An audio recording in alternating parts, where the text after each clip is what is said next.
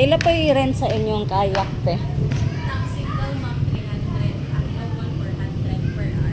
Per hour? Ano ba yung ano nyo dito? Ibang activities na ano yun? Snorkeling? Yung snorkeling wala na yun. Nami mo per katong nami snorkel nga.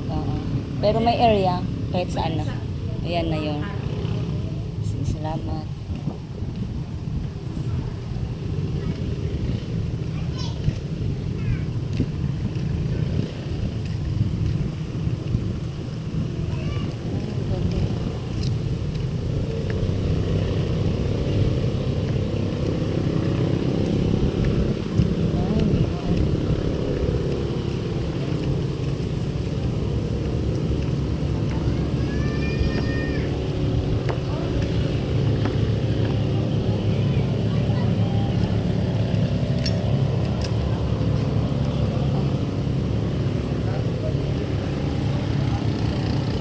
Di na ko maligo. Maligo unta ako kaya lang. Nisakit akong batang sa biyahe siguro. So, ganda oh. Do hindi ganun ka ganda yung ano, mag-swimming dito kasi nga naay sagbot. Kanang sagbot sa dagat robot.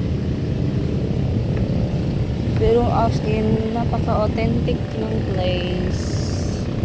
Love na love ko yung place. Hindi ako gumaan ng ganito.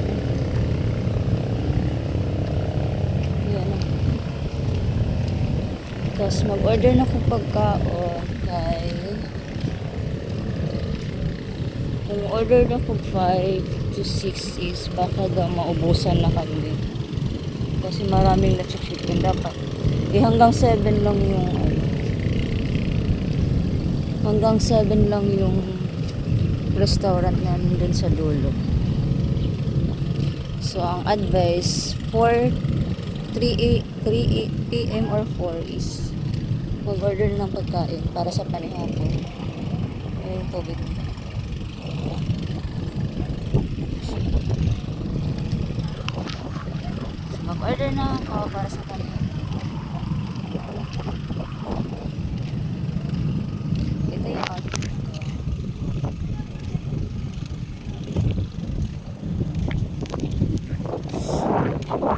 Kayak. Ito yung kayak. Ang laki. Kayak is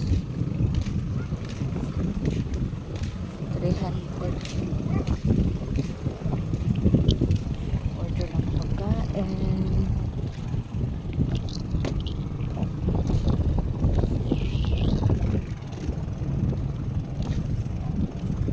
Ito yung isa. Pagod. Sobrang pagod kasi nga galing Butuan.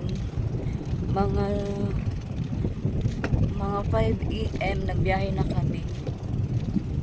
Tapos biyahe na kami pabayugan to San Franz to Barubu to Enchanted River.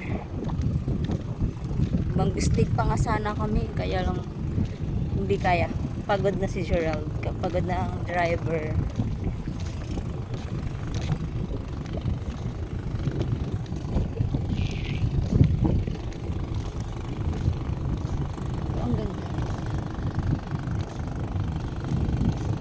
Kapagod na rin ako.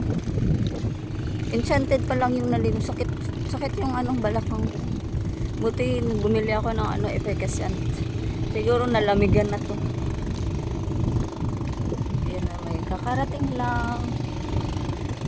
Ito ang ano nila, the restaurant, dagat landing. Yung mga nag-island hopping dyan dumadaan for eating time.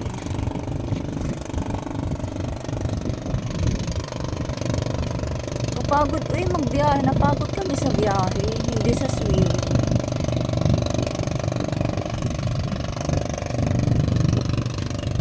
At least nakatulog na kami. Dumating kami dito is 12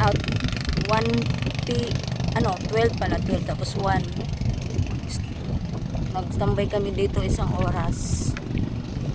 Tapos pagka to nag-check-in, tulog agad kami. Yung mga isda ang lalaki. Lalaki.